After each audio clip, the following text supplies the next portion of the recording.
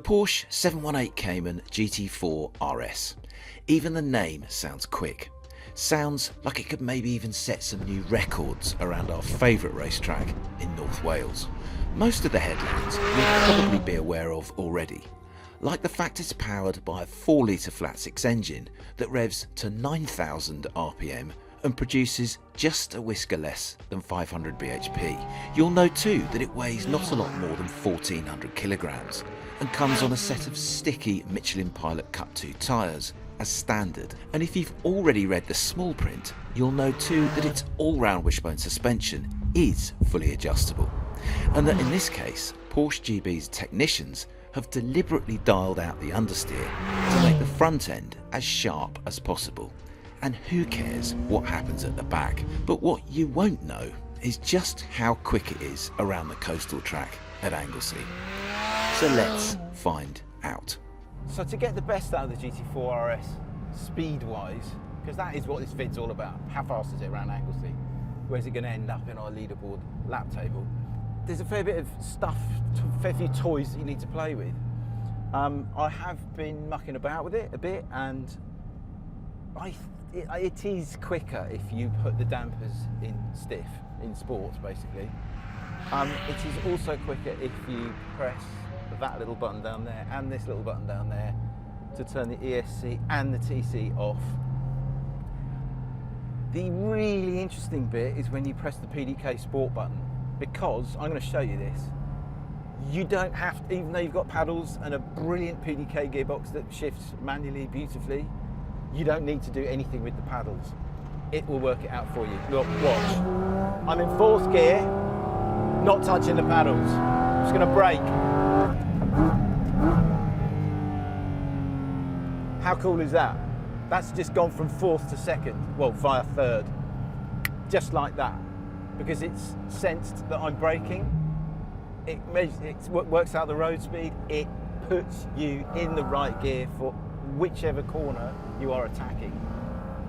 It's pretty awesome. I still prefer to shift manually because there's one place out onto the start-finish straight where I like to short shift, and obviously the PDK Sport is very, very clever, but it's not quite that clever.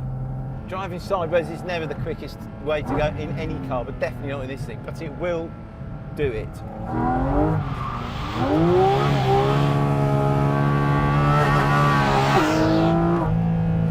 Kind of beautifully if you want to. That noise is just potty. It feels like my eardrums are going to burst. Anyway, yeah, it will go sideways.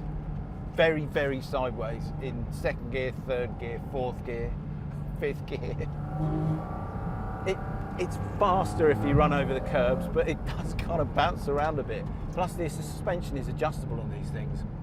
And I've asked Porsche GB to make it as pointy as possible because you don't want to understeer anywhere around this track.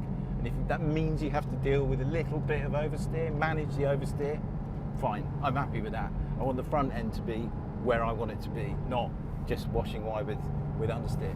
So all that's in place. The only thing that's not in place is my lid. So I'm going to put that on and we are going to get the stopwatch out.